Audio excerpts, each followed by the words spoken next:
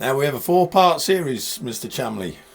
Yeah, it's a 4-part series covering the Akai X7000 sampler keyboard. It was one of their earliest samplers, and we're just going to, in each episode, we're going to take you through a little bit of restoration and repair, and we hope you find it useful.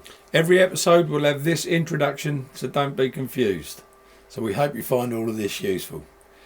Take care, watch the vids, enjoy, and we'll see you on the next episode of Take the Fear Out of Gear with me, Jason Bangers. And me, Mr. Chumley Warner. Thanks for watching, guys. Hit like, hit the bell, subscribe, please. Right, here we are back in the workshop with the Akai X7000 sampler. What we're going to look at this time is we're going to replace the capacitors on the power board. And I've got it on. I'll just show you the problem because I've got my little lamp on. You'll see I'm just going to raise the volume and you'll hear like a buzzing. So the best guess on that is the capacitors on the power supply need changing. Bag full of capacitors have arrived, so we'll lift the lid like that, and then over on this side you've got the power board. So we'll take that out.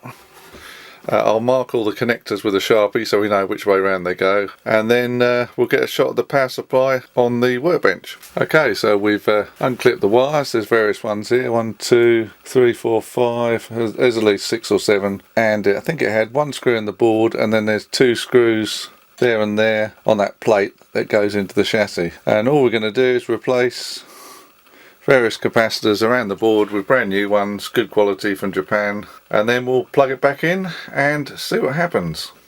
Right, before I start taking the capacitors off, I've just had a little visual inspection, and these ones here, these 2 black ones, they're sort of like this residue. I don't know if they've been glued in, or I don't know if the capacitors have leaked, but it doesn't look good. So I've just put a little knife underneath and they seem to be coming loose now, so I'll unsolder them and then I'll clean up the board and see what it's looking like.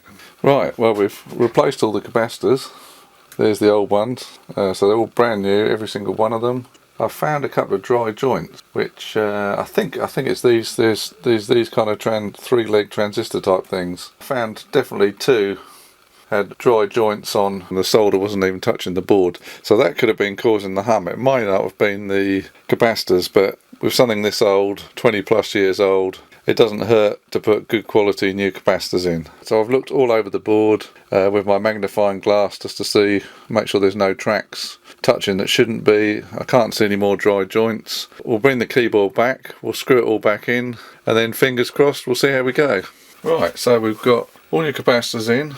We've put the connectors back. There's 1, 2, 3, 4, 5, 6 connectors, and then there's 1 screw here, 1 here, and 1 here.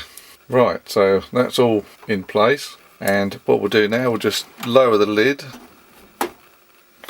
then I'll pan the camera back, switch on, and see what happens. Okay, right, put the lid down for the moment. We'll screw that up once we know it works. Put the power on, so it says Akai X7000, set to load. It means you can put a floppy drive in. Right, before, when you put the volume up, I've got my little lamp plugged in, you can't see it but it's plugged in. So if I put that up to the top, there's nothing, where before, as soon as we put the volume up, there was like a low humming noise. So if I put that up, and then we'll press a few keys, there's the tone program loaded in here.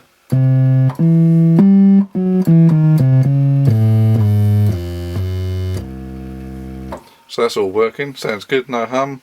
Previously we fixed the modulation wheel, that should work.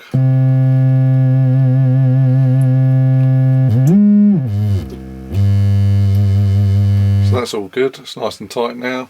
The display, the backlight is working, the original one, but it's not very bright, and we discovered that it's not a standard backlight. And I think that was it. Oh no, of course, put a new drive belt on the quick disk drive. So the next thing is to find a quick disk that we can use and see if we can save a sample to the quick disk and then load it back in, and if it does, the quick disk is working. Success.